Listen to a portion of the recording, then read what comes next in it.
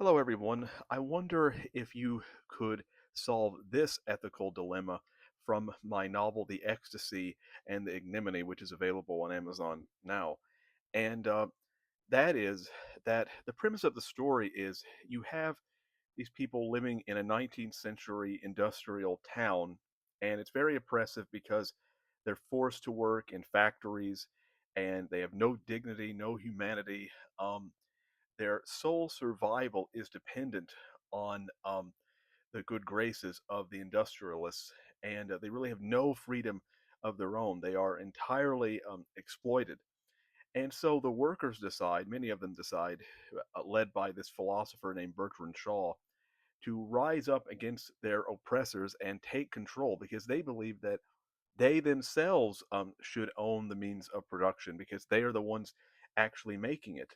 Um, but of course, in the process, a lot of people are killed, and they end up bringing in a new order where many of the capitalists are executed because they feel that they need to be as brutal as possible, so their enemy will never rise up to threaten them again. So they will never forget.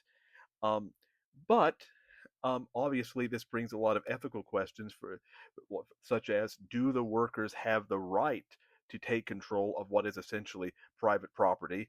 Um, and so, what I want you to resolve is, were the workers right to do what they did to initiate a revolution, or were the capitalists right in saying that it's their property and they can do what they want with it? If you don't want to work for them, you can go work for another business. That's essentially what they're saying.